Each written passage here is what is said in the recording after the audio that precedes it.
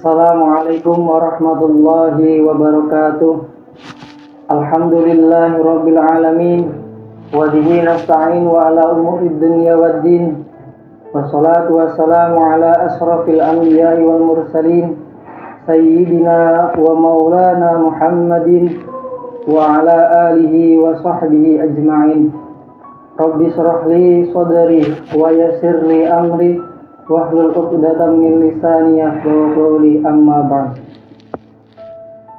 Pertama-tama marilah kita panjatkan puja dan puji syukur kita kehadirat Allah Subhanahu wa taala yang telah memberikan kita nikmat, yang mana apabila nikmat itu kita hitung, kita tidak akan bisa menghitungnya.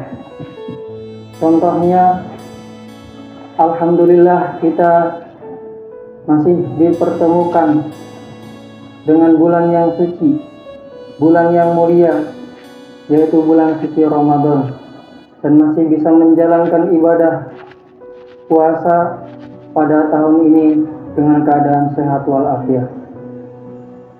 Kedua kalinya sholawat serta salam tetap tercurah limpahkan kepada baginda kita yang mana sama-sama kita harapkan syafaatnya kelak di akhirat nanti, yaitu baginda Nabi besar Muhammad sallallahu alaihi wasallam. Sahabat Asy-Syidiqiyah TV yang dimuliakan oleh Allah Subhanahu wa taala, pada kesempatan hari ini kita akan memaparkan kisah luar biasa dari seorang sahabat Nabi dalam mencari hakikat kebenaran. Ya, sahabat itu bernama Salman Al-Farisi.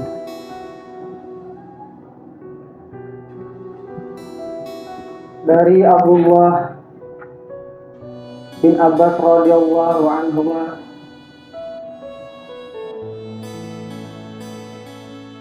menceritakan kepadaku mengenai kisah hidupnya. Salman Al-Farisi bercerita, "Kuntu rajulan farisiyan min ahli asbihani min ahli qaryah yaqalu laha Jay, wa kana abi dukhana qaryatihi wa kuntu ahabba khalqillahi ilaihi." Aku, Salman Al-Farisi, adalah seorang laki-laki Persia yang berasal dari penduduk Asbahan. Persia sekarang itu adalah negara Iran. Dari daerah yang bernama Jai, sedangkan ayahku merupakan kepala daerah, sementara aku adalah makhluk Allah yang paling dicintai oleh ayahku. Ia senantiasa mencintaiku hingga mengurungku di dalam rumahnya, yakni untuk menjaga api agar tetap menyala, sebagaimana seorang budak wanita yang dipingit. Aku sangat bersungguh-sungguh dalam menjalankan agama Majusi tersebut, hingga aku menjadi pelayan api yang menyalakan dan tidak membiarkannya redup walaupun sesaat. Jadi Salman Al-Farisi ini adalah anak dari seorang tokoh agama di kampungnya yang menganut agama Majusi. Agama Majusi adalah agama yang menyembah api. Salman melanjutkan ceritanya, ayahku memiliki kebun yang luas. Pada suatu hari ia disibukkan dengan bangunan miliknya. Lantas ia berkata kepadaku, "Wahai anakku, sesungguhnya aku telah disibukkan dengan pekerjaan yang tidak bisa aku tinggalkan." Lalu ayahnya memerintahkan Salman Al-Farisi untuk pergi ke kebun.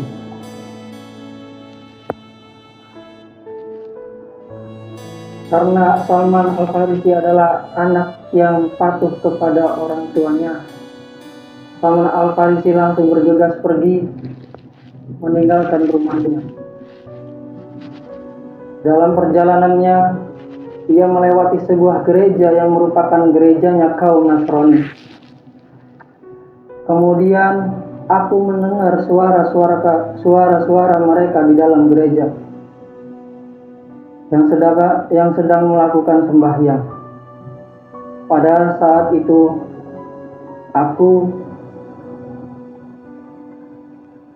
itu aku mendekati gereja tersebut dan masuk ke dalamnya.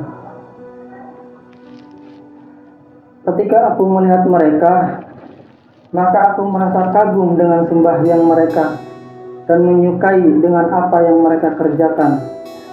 Seraya berkata, "Demi Allah, agama ini lebih baik daripada agama yang kami anut." Aku tidak beranjak dari mereka hingga matahari terbenam, hingga akhirnya aku meninggalkan kebun ayahku dan tidak jadi mendatanginya. Salman bertanya kepada mereka, "Aina aslu hadzal din?" Dari mana asal agama ini?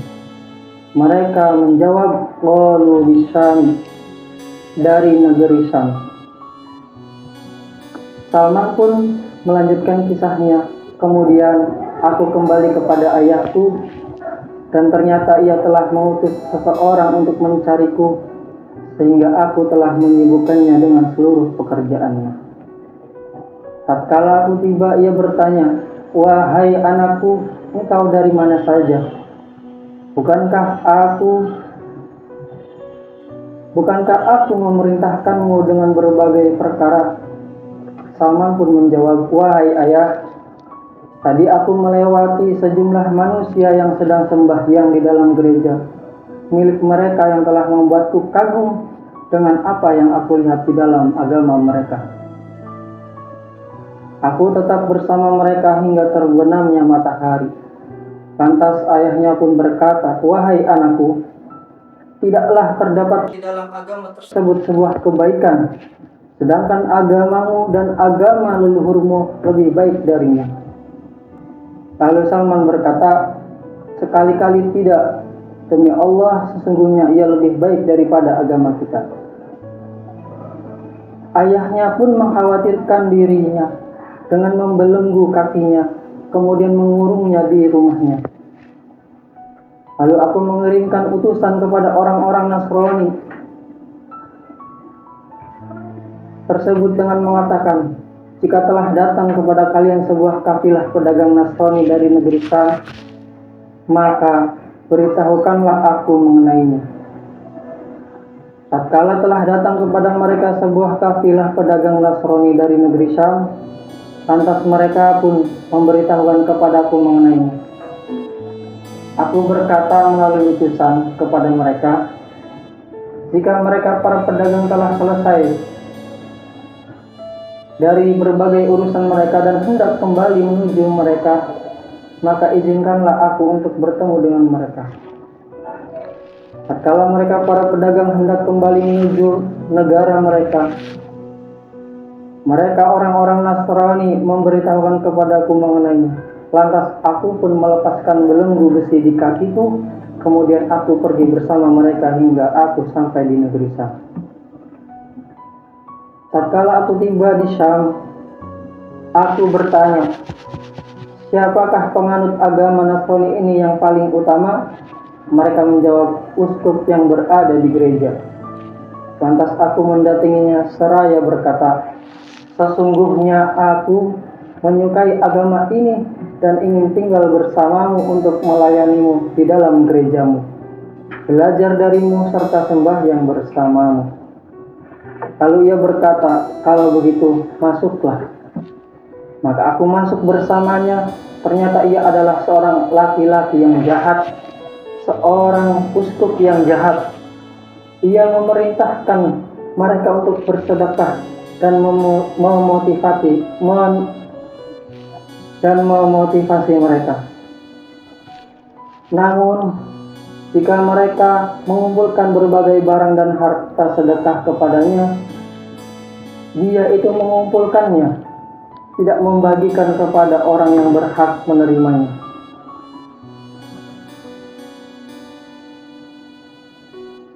Hingga terkumpul sebanyak 7 tempayan yang berisi emas dan uang, sehingga aku pun sangat marah terhadapnya dengan perbuatan yang aku saksikan.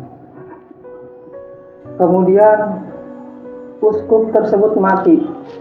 Lalu berkumpullah kaum Nasrani kepadanya untuk menguburkannya.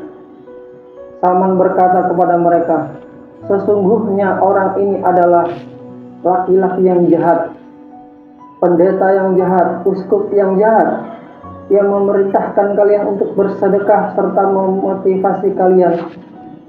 Namun jika kalian mengumpulkannya kepada hartanya sedekah itu, ia tidak membagikannya. Lantas mereka pun bertanya, dari mana engkau mengetahuinya? Salman menjawab, akan ku tunjukkan harta simpanannya. Mereka berkata, maka tunjukkanlah kepada kami. Lalu aku memperlihatkan kepada mereka tempatnya, maka tampaklah 7 tempayan yang berisi penuh dengan emas dan uang. Ketika mereka melihatnya, mereka berkata, demi Allah, kami tidak akan menguburkannya selama-lamanya. Kemudian mereka menyalibnya serta merajamnya dengan batu. Selanjutnya mereka mendatangkan seorang laki-laki lainnya dan menjadikannya sebagai penggantinya. Salman pun melanjutkan kisahnya. Tidak pernah aku melihat seorang laki-laki yang sembahyang 5 kali. Aku melihatnya bahwasanya ia lebih utama darinya. Ia paling zuhud terhadap dunia dan paling cinta kepada akhirat. Ia ibadah malam dan siang sehingga aku mencintainya dengan cinta yang belum pernah aku mencintai seseorang sebelumnya. Aku pun bersamanya selama beberapa masa. Kemudian tibalah masa wafatnya. Aku berkata kepadanya, wahai Fulan, sesungguhnya aku telah menyertaimu dan aku mencintaimu dengan kecintaan yang belum pernah aku berikan. Sekarang telah tiba kondisimu yang sebagaimana engkau lihat yang telah ditakdirkan. Lalu kepada siapakah engkau mewasiatkan untukku dan apa yang akan engkau perintahkan kepadaku? Ia menjawab, wahai anakku, tidaklah aku mengetahui seorang pun hari ini yang seperti aku. Sungguh telah binasa manusia. Mereka telah mengganti-ganti dan meninggalkan sebagian besar syariat yang diperintahkan kepada mereka. Kecuali seorang laki-laki yang berada di Mosul yang bernama Fulan. Ia sama seperti aku, maka temuilah ia. Setelah uskup tadi itu meninggal, ia langsung menemui orang yang dimaksud oleh uskup yang berada di Mosul. Dan seseorang itu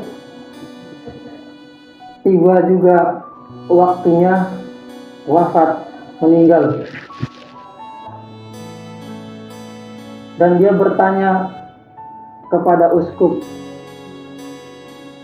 wahai Fulan, sesungguhnya Fulan telah mewasiatkan kepadaku dan memerintahkan untuk menemuimu. Sedangkan engkau sekarang terkapar, tidak berdaya, maka kepada siapa lagi aku belajar tentang agama ini? Dan dia pun menjawab, pergilah ke tanah Nasibin, dan ia bernama Fulan, maka temuilah ia. Uskup pun meninggal dunia dan dia mendatangi uskup yang berada di Nasibin. Lalu uskup yang di Nasibin pun telah datang ajalnya dan dia pun meminta, kepada siapa lagi aku belajar tentang agama ini? Dia berkata, pergilah ke Amuriyah. Sesungguhnya ia seperti kami dalam pemahaman. Jika engkau mau, maka datangilah. Sesungguhnya ia sepahaman dengan kami. Tatkala ia mati meninggalkanku, maka aku menemui sahabat tersebut di Amuriyah dengan menghabarkan perilaku. Lantas ia berkata, tinggallah di sisiku. Lalu aku tinggal bersama laki-laki tersebut yang berada di atas petunjuk sahabatnya dan pemahaman mereka. Kemudian aku mendapatkan hasil hingga memiliki beberapa sapi dan kambing. Akhirnya datanglah ketentuan Allah.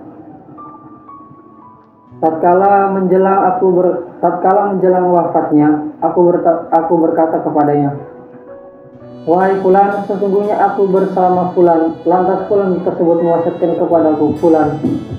Lalu fulan itu mewasiatkan kepadaku, "Kepada siapakah aku wasiatkan kepadaku dan apa yang akan engkau perintahkan kepadaku?" Dia berkata, "Wahai anakku, tidaklah aku mengetahui seorang pun yang seperti kami hingga aku memerintahkan engkau untuk mendatangi. Namun zaman kenabian telah menaungimu. Ia telah diutus dengan agama Ibrahim keluar di negeri Arab yang akan berhijrah ke negeri antara dua harrah, tanah berbatu hitam yang ditumbuhi dengan kurma. Ciri-cirinya tidaklah tersembunyi, ia memakan hadiah dan tidak memakan sedekah. Di antara kedua pundaknya terdapat tanda nubuah. Jika engkau mampu untuk menemuinya dengan pergi ke negeri tersebut, maka lakukanlah." Lalu Salman Al-Farisi ini pergi ke tempat yang diperintahkan oleh uskup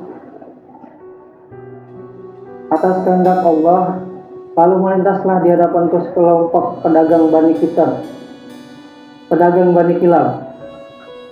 Lantas aku pun bertanya kepada mereka, "Maukah kalian membawaku ke negeri Arab?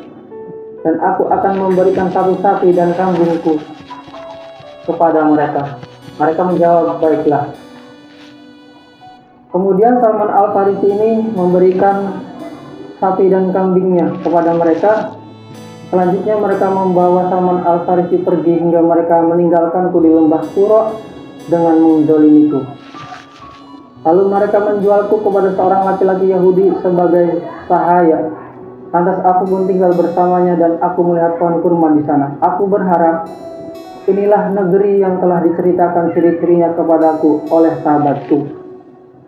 Namun aku masih belum yakin. Tatkala aku tinggal bersamanya, maka datanglah anak pamannya kepada dari kota Madinah yang berasal dari Bani Quraisyah.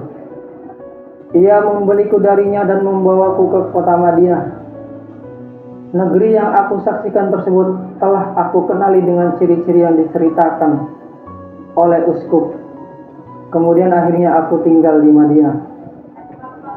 Dan Allah mengutus Rasulnya dengan tinggal di Makkah beberapa waktu. Aku tidak pernah mendengar kabar mengenalnya. Dikarenakan aku disibukkan sebagai sahaya, kemudian beliau berhijrah ke Madinah. Waktu itu aku sedang berada di atas pohon milik majikanku untuk melakukan beberapa pekerjaan. Tatkala majikanku sedang duduk, maka datanglah anak pamannya kepadanya hingga berdiri di hadapannya seraya berkata, "Fulan, semoga Allah membinasakan Bani Kailah. Demi Allah, sesungguhnya mereka saat ini sedang berkumpul di Kuba dalam menyambut seorang laki-laki yang datang kepada mereka yang berasal dari Makkah hari ini. Mereka mengklaim bahwasanya adalah seorang nabi." Salman melanjutkan, "Ketika aku mendengarnya, maka aku gemetaran hingga aku mengira bahwasanya aku akan jatuh menimpa majikanku. Lalu aku turun dari pohon kurma seraya berkata kepada anak pamannya tersebut, 'Apa yang engkau katakan tadi? Apa yang engkau katakan tadi?' Lantas majikanku marah dan memukulku dengan pukulan yang sangat keras. Kemudian ia berkata, 'Apa urusanmu dengan perkara ini? Kembalilah kepada pekerjaanmu.' Aku menjawab, 'Aku tidak bermaksud apa-apa. Sesungguhnya aku hanya ingin memastikan perkataannya saja. Aku memiliki sesuatu makanan yang telah aku kumpulkan. Tatkala sore hari aku mengambilnya dan kemudian aku pergi membawanya menuju Rasulullah SAW yang sedang berada di Kuba. Lalu aku pun masuk menemuinya beliau seraya berkata, 'Sesungguhnya telah sampai kepadaku bahwasanya engkau adalah seorang laki-laki yang soleh dan engkau memiliki sesuatu makanan yang untuk disedekahkan.'"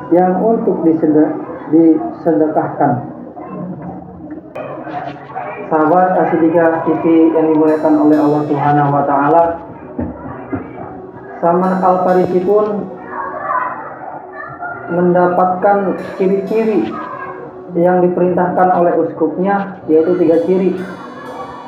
ketika Nabi Muhammad diberi makanan dan beliau itu bilang ini adalah sedekah, maka Nabi Muhammad itu tidak memakannya, melainkan para sahabatnya yang makan. Dan yang kedua, Salman Al-Farisi ini telah mendapati ciri-ciri yang kedua, yaitu ketika Nabi Muhammad diberi hadiah, maka Nabi Muhammad itu memakan hadiahnya bersama sahabat-sahabatnya. Dan yang ketiga itu, Salman Al-Farisi itu mendapati ciri-ciri yang ketiga, yaitu ada ciri-ciri kenabian di pundaknya. Semuanya itu telah ia dapati dan ia yakin bahwa ini adalah yang dimaksud oleh uskup ketika ia diberi pesan oleh uskupnya. Lantas si Salman Al-Farisi ini masih menjadi budak. Singkat cerita, Salman Al-Farisi ini menebus dirinya yang dibantu oleh sahabat-sahabat Nabi. Dan Salman Al-Farisi masuk dan ikut beserta sahabat-sahabat Nabi, yang mana Salman Al-Farisi ini mengikrarkan dirinya sebagai pengikut Nabi Muhammad SAW dan ikut dalam peperangan dan ikut andil dalam peperangan Nabi Muhammad SAW. Kesimpulannya adalah dari cerita Salman Al-Farisi, bahwasanya kita yang sudah dari kecil sudah menjadi agama Islam, sudah masuk Islam, maka banyaklah ibadah, perbanyaklah amal-amal ibadah, apalagi di bulan suci Ramadan ini. Cukup sekian dari kami, kurang lebihnya kami mohon maaf. Wabillahi taufiq wal hidayah. Wassalamualaikum warahmatullahi wabarakatuh.